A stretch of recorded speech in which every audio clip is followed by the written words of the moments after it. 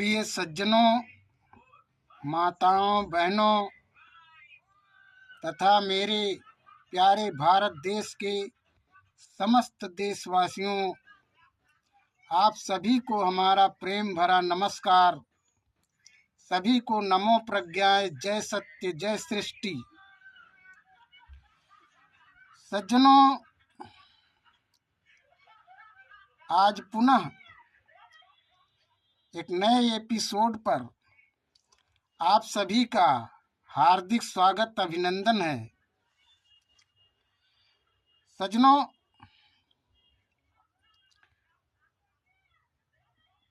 आप सभी का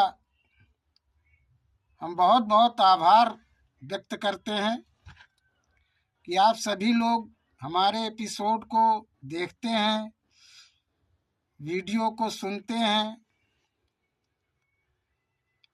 हमको सुनते हैं और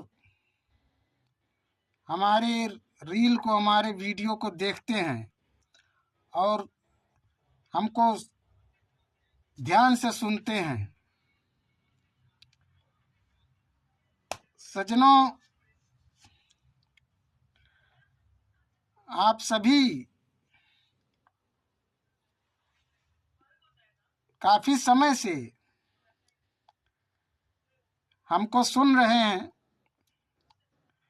हमारे वचनों को सुन रहे हैं, हमारे प्रवचन को सुन रहे हैं, हमारे वक्तव्यों को सुन रहे हैं, गद्य रूप में हमको सुन रहे हैं। तो सज्जनों, हमारा विचार है जहां तक कि बीच बीच में कुछ काव्य हो जाए, बीच बीच में कुछ काव्य आपके सामने रखा जाए और आप सुने और समझें, समझने का प्रयास करें। इसी का विचार करते हुए आज हम आपके समक्ष एक कबीर साहब जी का एक भजन लेकर के आया हूं। सज्जनों, लोग कहते हैं कि कबीर साहब की जो वाणी है वह उल्टी है और वह उल्टा वाणी है उनकी। सज्जनों, आपकी बात सही है, सभी लोगों की बात सही है। काफी वाणी कबीर साहब की काफी वाणी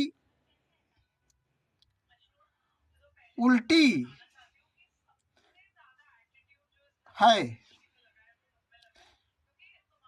बहुत सी वाणियां कबीर साहब की उल्टी हैं,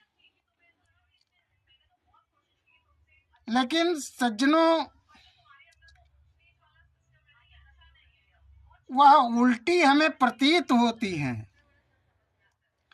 हमें देखने में, सुनने में उल्टी लगती हैं। वास्तव में जो कबीर साहब की वाणी है वो बिल्कुल सीधी है। उन्होंने एकदम सीधा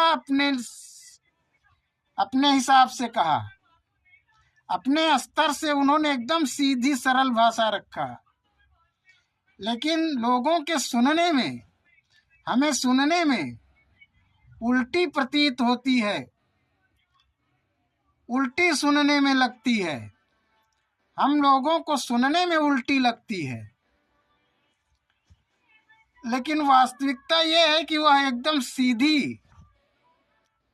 है, उनके अर्थ भी सीधे हैं। यदि समझ जाएं तो बिल्कुल सीधी समझ में आ जाएगी उनकी वाणी।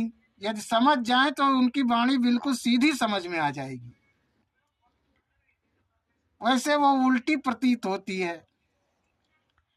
इसीलिए कहा गया कि कबीर का गाया जो कोई गावे, तीन लोक में भटका खावे। और कबीर का गाया जो कोई बूझे, तीन लोक में वाको सूझे। जो बूझता है, जो समझता है, समझ जाता है, उसको दिखाई देने लगता है साफ साफ उसे समझ में आने लगता है।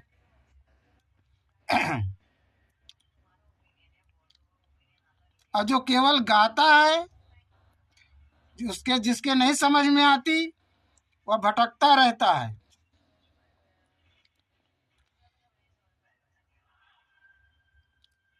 उसी तो सज्जनों, हम कबीर साहब का एक भजन आपके समक्ष लाए हैं। आप सभी उसको बहुत ध्यान से सुनिए और सुनने के बाद समझने का प्रयास कीजिए। देखिए समझ पाते हैं। अगर कोई समझ गया और इस भजन का अर्थ बता दिया, यदि सही सही मेरे द्वारा व्यक्त किए गए इस भजन का, मेरे द्वारा प्रस्तुत किए गए इस भजन का, कबीर साहब के इस भजन का सही सही अर्थ किसी ने बता दिया, तो हम उसको अपना गुरु भाई मान लेंगे, अपना गुरु भाई उसको मान लेंगे। सज्जनों, भजन प्रस्तुत है, प्रारंभ करता हूं। देखो देखो रे संतों, नाव में नदिया डूबी जाए, नाव में नदिया डूबी जाए।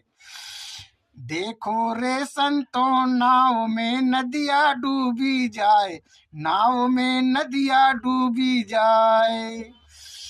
चींटी चढ़े पहाड़ पर, नौमन काजल लगाए। चींटी चढ़े पहाड़ पर, नौमन काजल लगाए। हाथी मार बगल में दाबे, ऊंट ले लटकाए। देखो रे संतों, नाव में नदिया डूबी जाए, नाव में नदिया डूबी जाए। देखो रे संतों, नाव में नदिया डूबी जाए। नदिया डूबी जाए, नदिया डूबी जाए, संतों लौकी डूबे सिल उतराए।